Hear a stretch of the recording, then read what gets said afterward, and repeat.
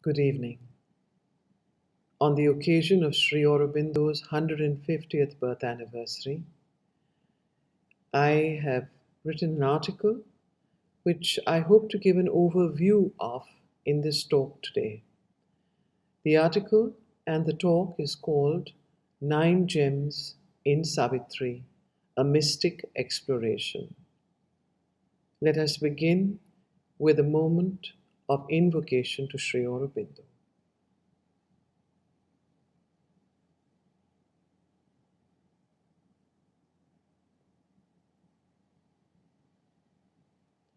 Om Tatsaviturvaramrupam Jyotihi Parasya Dhimaye Yannah Sattena Deepayet Sattena Deepayet Om Tatsaviturvaramrupam Jyotihi Parasya Dhimaye Yannah Sattena Deepayet Sattena Deepayet.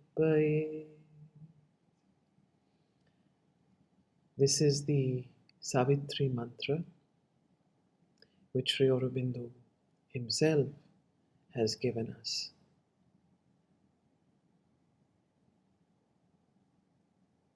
In July 2008, I was asked by Savitri Bhavan Auroville to give a talk, not ever having spoken on Savitri before, though having read it for many years with Dr. Nirotparan and at the Gnostic Centre. I was a little nervous. Time was short and I was not making much headway. So I thought my best bet would be to appeal to the author of Savitri. I aspired for inspiration, and as the talk was in 2 days' time, I began to prepare for the talk by noting down some points on a chit pad. These are the ideas that I subsequently have expanded over the years, which I hope to share today. The 9 gems in Savitri could also be viewed as the 9 most important attributes, aspects, jewels that Savitri gives to the reader, to those who read her with aspiration, with prayer, with inspiration. The ones that have stood out for me, I'm sure there are many others, are the following. The first gem that I discovered in Savitri was its power to awaken human aspiration. Savitri is an invocation of the human soul to the Supreme. Savitri is a poem for those who want to intensify their consciousness and are looking for a growth of consciousness. It is the song of the soul's awakened journey, and the deeper we go into Savitri, the more we experience this. Savitri has been written in the resonant iambic pentameter and has the power to awaken, deepen, and intensify our aspiration for the divine. The mother told Mona Sarkar, the direct road is through the heart. I tell you, if you try to really concentrate with the aspiration, you can light the flame, the psychic flame, the flame of purification in a very short time. What you cannot do normally, you will do it with the help of Savitri. Try and you will see how very different it is, how new. If you read with this attitude, with this something at the back of your consciousness, as though it were an offering to Sri Aurobindo. My own personal point of entry into Savitri was similar. It was really this offering and aspiration towards Sri Aurobindo that brought me there. And I was at a turning point, as was Savitri in these lines. That hour had fallen now on Savitri, a point she had reached where life must be in vain, or in her unborn element awake. Her will must cancel her body's destiny, for only the unborn spirit's timeless power can lift the yoke imposed by birth in time. This hour falls on all those who step on the path. There is a point where life must either be in vain or something cancel our old destiny. And her state resonates with us, as there comes a point in our lives when all the old samskaras, the old attachments and affections and attractions, all that we lose interest in, and we aspire to awaken to our true self. Savitri then becomes the answer to this newborn aspiration. The second gem in Savitri is its mantric and healing power.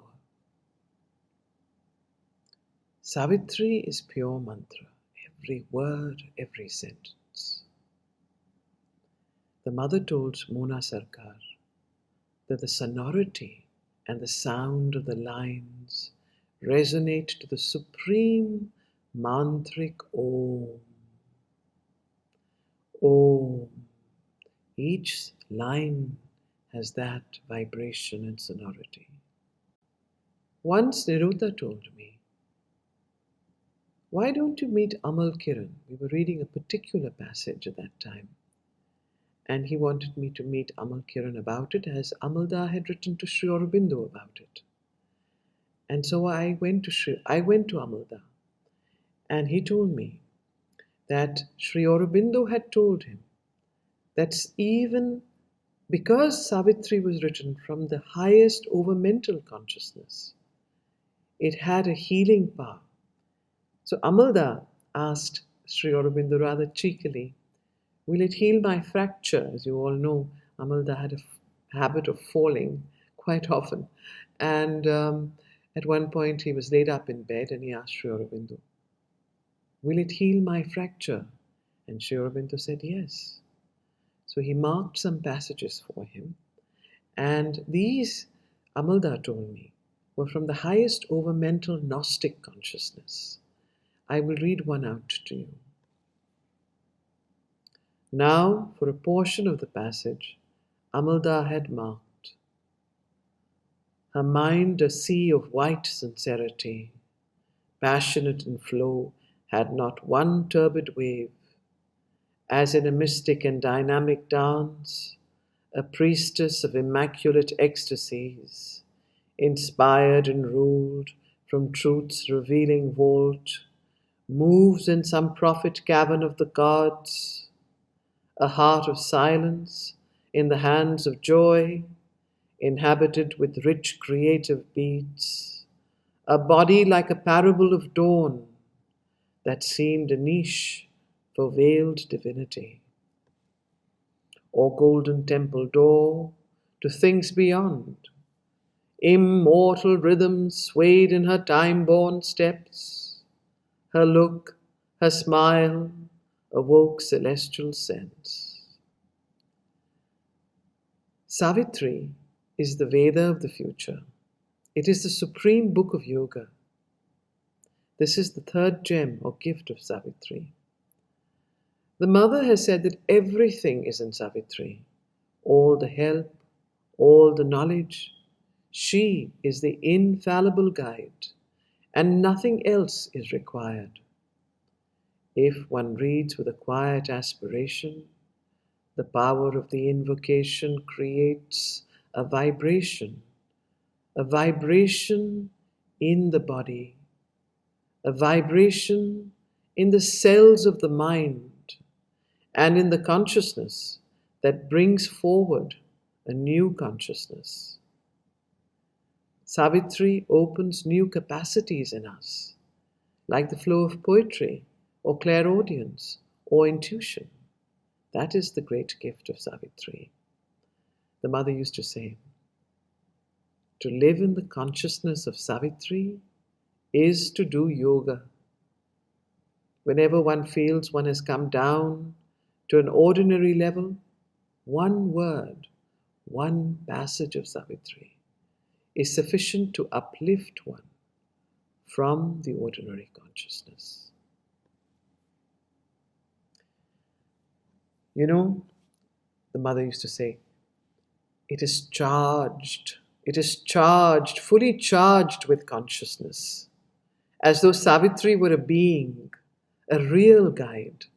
I tell you, whoever wants to practice yoga, if he tries sincerely and feels the necessity, he will be able to climb with the help of Savitri to the highest rung of yoga. He will be able to find the secret that Savitri represents, and this without the help of a guru. This passage that I'm about to read describes the yoga of Ashwapati, Savitri's father. Listen to the poetry. Listen to the rhythm, the resonance.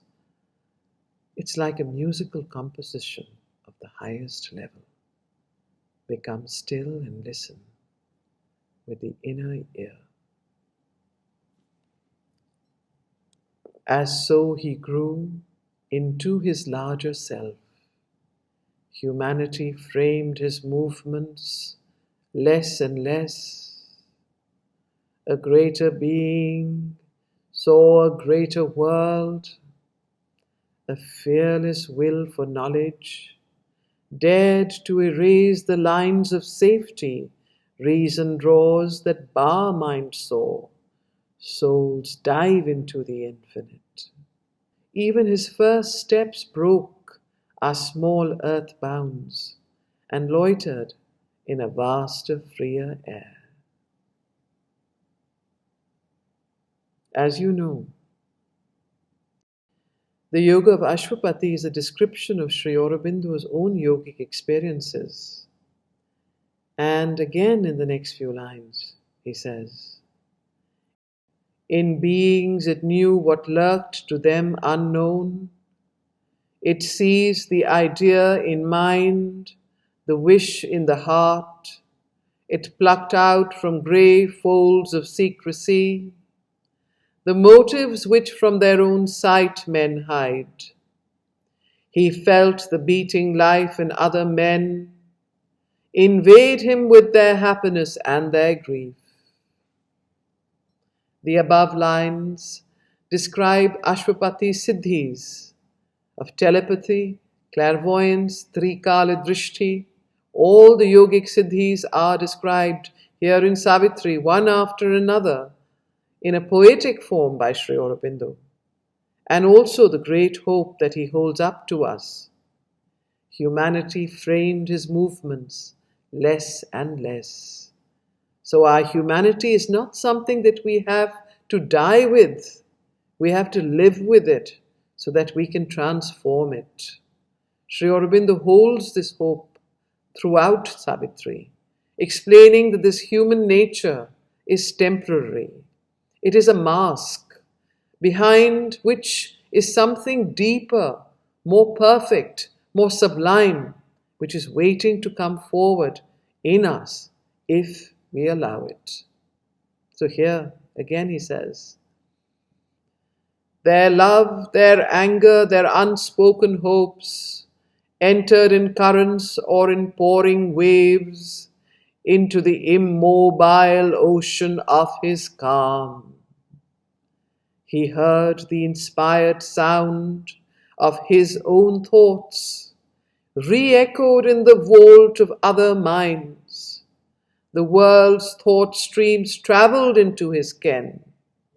His inner self grew near to others' selves and bore a kinship's weight, a common tie, yet stood untouched, king of itself alone. There is no born avatar that comes down. And we don't have the right to say, oh, it is all right for Sri Aurobindo to have all these experiences and have these new capacities. After all, he was an avatar. We are merely human. Not at all. This is something that Sri Aurobindo dwells on in Savitri. Human nature, he says, is the same for all. He too had to bear it. Everybody who comes down in the embodied physical human form has to go through the same issues, the same inconscious, the same unconsciousness, the same ego-bound nature. Nobody can escape it unless one changes the old frequency of the egoistic mental consciousness to the new frequency of the Gnostic consciousness. And that is what Savitri shows us how to do. The fourth hidden gem in Savitri is the prototype of a new woman that Savitri represents. Savitri herself, if you read the poem, breaks the mold of the past. In a way, one could say that Sri Aurobindo in this epic has molded her character keeping in mind the new species, the Gnostic being. This poem has been written for the children of the luminous future. It is not for today. It will be the scripture and the text that will be read and practiced for thousands of years thereafter.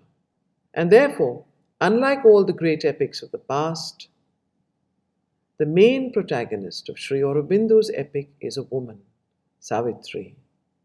If you look at the epics of the past, the great scriptures, the main protagonists have been men. If you look at Ramayana, the main protagonist is Sri Ram, the avatar. Look at the Mahabharata, it is Sri Krishna, the avatar, and Arjun, the perfect disciple. Look at the Bible, Christ, Quran, Muhammad. By making Savitri the main protagonist of his mantric epic, Sri Aurobindo is signaling something. And I think, if we look deeper, it has to do with something he told the mother once. It is the body of the woman that will first manifest the supramental consciousness. Savitri embodies the power of human love, transforming to divine love and conquering death. Love is the only power that can annihilate and transform death. And once when someone had asked the mother, what is the two greatest powers without which no other power can work or can be omnipresent? And once someone asked the mother, Mother, what are the two greatest powers? And she replied, love and courage. Without these two, all the other powers will be eclipsed. And if you see Savitri, the story of Savitri, Savitri is the embodiment of love and has the power, therefore, to conquer death. Here are a few unforgettable lines from the debate of love and death, where Savitri is replying to death, saying, O death, I have triumphed over thee within. I quiver no more with the assault of grief. a mighty calmness seated deep within has occupied my body and my sense. It takes the world's grief and transmutes to strength. It makes the world's joy one with the joy of God. My love, eternal, sits throned on God's calm. For love must soar beyond the very heavens and find its secret sense ineffable. It must change its human ways to ways divine, yet keep its sovereignty of earthly bliss. She continues, for I, the woman, am the force of God. He, the Eternal's delegate soul in man. He meaning Satyavan. For I, the woman, am the force of God. He, the Eternal's delegate soul in man. My will is greater than thy law, O death. My love is stronger than the bonds of fate. Our love is the heavenly seal of the Supreme. There is no better exposition on the nature of human fate, destiny, the problem of pain and suffering than spoken out through the words of Narad and Savitri. What is the evolutionary need for pain? It is this wonderful jewel, this gem that Savitri explores. In page after page of wonderful poetry, Sri Aurobindo explores the nature of human fate and destiny. Herein lies the fifth gem in Savitri.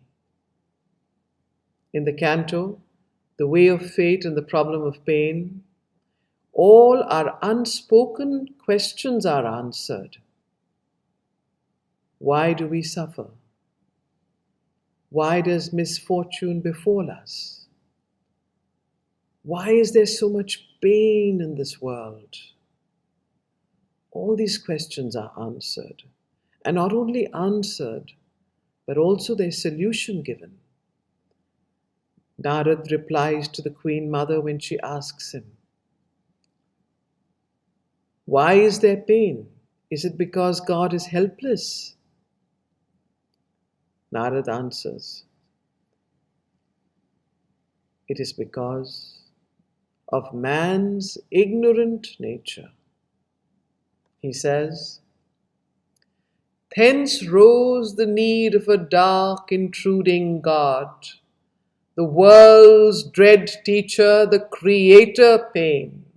Note, he uses the word creator pain. Thence rose the need of a dark, intruding God, the world's dread teacher, the creator pain. Where ignorance is, there suffering too must come.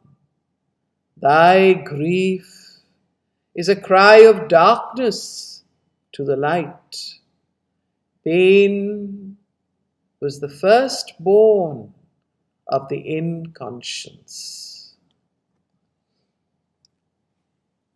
And indeed it is so.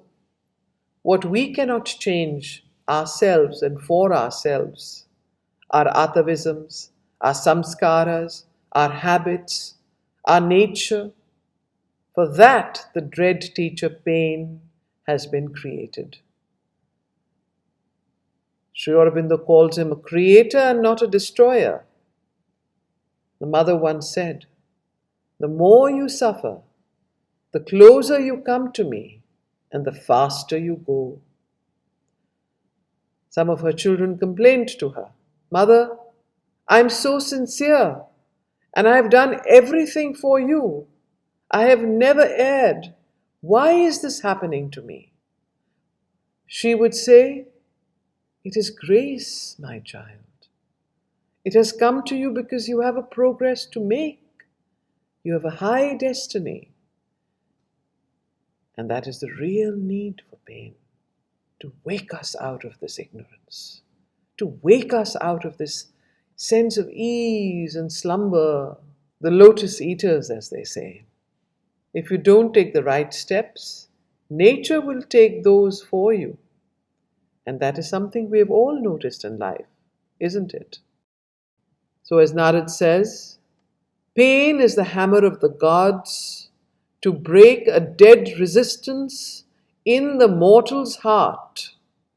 His slow inertia as of living stone, if the heart were not forced to want and weep, his soul would have lain down content at ease, and never thought to exceed the human start, and never learned to climb towards the sun. Pain is the hand of nature, sculpturing men to greatness, and inspired labor chisels with heavenly cruelty an unwilling mold. And when the mold is willing, pain changes to bliss. Some of us have read the record of yoga. You may recall Sri Aurobindo's experiments on pain and suffering and bliss. How he changed so many things from the frequency of pain to the frequency of bliss. He would sit sometimes, just as an experiment, on the parapet wall in the hot afternoon. If any one of you have been to Pondicherry and tried even standing there after the sun is beaten down on it the whole morning, it's absolutely like living fire. And this experience he would change into bliss. He said, I could do it, but the most difficult thing was to change a toothache. Very strangely, he said, that a toothache is the most difficult to change from pain to bliss. And those of us who know something of biology will understand. Toothache, the nerves go directly to the brain and short circuits everything else. Sri Aurobindo, through the voice of Narad, prepares and helps the Queen Mother thus. For with pain and labor, all creation comes. This earth is full of the anguish of the gods. Ever they travail, driven by time's goad, and strive to work out the eternal will, and shape the life divine in mortal forms. The spirit is doomed to pain till man is free. Free from what? Free from the bondage of ignorance. The sixth gem in Savitri is the knowledge it bequeaths about human nature and psychology. Sri Aurobindo has written some of the greatest passages explaining with such depth and subtle humor the nature of the human being. These passages are scattered all over the poem in the narrator's voice. I will read only one such passage to illuminate. Speaking of man, he writes, a link between the demigod and the beast. He knows not his own greatness nor his aim. He has forgotten why he has come and whence. His spirit and his members are at war. His heights break off too low to reach the skies. His mass is buried in the animal mire. A strange antinomy is his nature's rule. A riddle of opposites is made his field. Freedom he asks, but needs to live in bonds. He has need of darkness to perceive some light, and need of grief to feel a little bliss. He has need of death to find a greater life. All sides he sees and turns to every call. He has no certain light by which to walk. His life is a blind man's buff, a hide and seek. He seeks himself, and from himself he runs. Meeting himself, He thinks it other than he. Always he builds, but finds no constant ground. Always he journeys, but nowhere arrives. He would guide the world. Himself he cannot guide. He would save his soul. His life he cannot save. Look at the wonderful poetry, the beautiful, and the humor, the subtle humor. Lest we feel pessimistic, he also describes the higher side of humanity. In Savitri, Sri Aurobindo does not gloss over human reality, human nature, the human state in its half-animal consciousness. He describes human nature as it is, and yet says, this is not all. There is something deeper in us. There is a deeper truth, a deeper soul within. And if that can be unlocked and brought forth, then human nature can be transformed. He says, ascent to thy high self, create, endure. Cease not from knowledge, let thy toil be vast. No more can earthly limits bend thy force. Equal thy work with long unending times. Above blind fate and the antagonist powers, moveless there stands a high, unchanging will. To its omnipotence, leave thy work's result. All things shall change in God's transfiguring hour. Notice these words, ascent to thyself, ascent to thy high self, create, endure. One of the most important mantras of the Mother, which she has explained in her talks, is endure, endure, endure. For this yoga, endurance is one of the most important qualities that we need to cultivate in ourselves. And here again, ascent to thy high self, create, endure. Cease not from knowledge, let thy toil be vast. All things shall change in God's transfiguring hour. The seventh gem in Savitri is the certitude of immortality and the new creation that reading Savitri ingrains in the very cells of our consciousness. You know, all around us is the very opposite of this reality. And yet, if we are to do Sri Aurobindo's yoga, we need to develop that indestructible faith, absolute faith, like Sri Aurobindo says. And that certitude of immortality is something we get from Savitri. As the Mother told Mona Sarkar, if Savitri is read with this aspiration for immortality, the reading itself will serve as a guide towards immortality. We find passages in Savitri revealing this new world, this new being.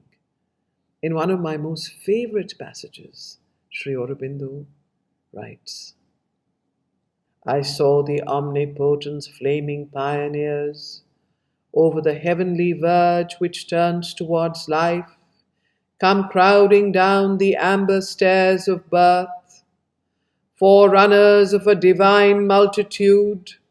Out of the parts of the morning star they came, into the little room of mortal life. I saw them cross the twilight of an age, the sun-eyed children of a marvelous dawn, the great creators with wide brows of calm, the massive barrier breakers of the world, and wrestlers with destiny in her lists of will, the laborers in the quarries of the gods, the messengers of the incommunicable, the architects of immortality. Note that Sri Aurobindo has written in the present tense. In fact, he's written in the present continuous tense, not in the future tense. He is describing something that he is seeing. He is seeing the coming down on earth of these forerunners of a new species, the birth of a new consciousness in human form, descending down from the stairs of birth. Nothing can give us more confidence. Nothing can give us greater optimism and faith in the future of humanity and the earth. The eighth gem hidden within the pages of Savitri is the autobiographical combined yoga of Sri Aurobindo and the Mother. There are great secrets hidden in these pages. It is almost like a description of the whole sadhana that the Mother did and that Sri Aurobindo did. As you know, there are many instances when Sri Aurobindo used to write Savitri in his room, and the next day when the Mother met him, he would read out the passage he had written at night. And the Mother would say, "Voila, but how did he know this? I have just gone through this." And you can see in Savitri's yoga huge autobiographical records of the Mother's experiences. Immobile in herself, she gathered force. This was the day when Satyavan must die. When you read the yoga of Ashwapati, you will see almost line by line an account of the experiences described in the record of yoga, siddhi after siddhi, practice after practice, the whole saptha chatushtaya, everything is contained there. When one compares the record of yoga to Savitri, one can glean the kind of experiences Sri Aurobindo had gone through. Because here in Savitri, he has camouflaged them in the most beautiful poetry.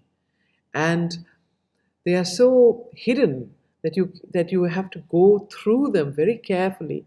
In one line is expressed a whole, sadhana that he's probably done over months. This poetry, and his poetry is so entrancing, so enveloping that one almost forgets the actual experience behind it. For example, he says, one instance of his beautiful poetry. His soul stood free, a witness and a king, absorbed no more in the moment-ridden flux, where mind incessantly drifts as on a raft, hurried from phenomenon to phenomenon. He abode at rest in indivisible time, Trikala Drishti. And then a few lines later, out of that stillness, mind newborn arose and woke to truths once inexpressible, and forms appeared dumbly significant, a seeing thought, a self-revealing voice. He knew the source from which his spirit came. Movement was married to the immobile vast. He plunged his roots into the infinite. He based his life upon eternity. Look at the poetry and try and glean the yogic experiences behind that poetry. He plunged his roots into the infinite. He based his life upon eternity. And finally, we come to the ninth jewel of Savitri, the Navaratna. Savitri as revelation. The mother has said that the answer to every question can be found in Savitri. She said everything is in Savitri. All the problems of a human existence, all the problems of human existence have been explored in Savitri, and their solutions too have been presented in Savitri. All the secrets of the divine existence are in Savitri. The future is in Savitri. And she said, if one were to concentrate for a moment and do this in all sincerity, and if you have a real question or a real problem, open Savitri. Concentrate for a moment and you will come straight to the page which gives you the answer, to the passage which gives you the solution. This is the power of Savitri. Every page, every word has a great power, and if you pray sincerely, you will get the answer to your prayer. The mother said, it does not matter if you do not understand Savitri. Read it always, and you will see that every time you read it, something new will be revealed to you. Each time you will get a new glimpse, a new experience. Things that were not there will come suddenly up in your consciousness. You will see things clearer and clearer, new experiences. Always an unexpected vision will come up through the words and lines. And when you read and you reread, you will see that something is added. Something that was hidden behind is revealed clearly and vividly. I tell you, the very verses you have read once before will appear to you in a different light each time you reread them. This is what happens to all of us. And your experience is enriched as it is a revelation. Always your experience is enriched, she said. It is a revelation at each step. I would like to close this talk and invocation to Savitri with the reading of this prophetic passage from Book 1, Canto 4. When darkness deepens, strangling the earth's breast, and man's corporeal mind is the only lamp, as a thief's in the night shall be the covert tread of one who steps unseen into his house. A voice ill heard shall speak, the soul obey, a power into mind's inner chamber steal, a charm and sweetness open life's closed doors, and beauty conquer the resisting world. The truth light capture nature by surprise, a stealth of God compel the heart to bliss, and earth grow unexpectedly divine. For man shall not know the coming till its hour, and belief shall be not till the work is done.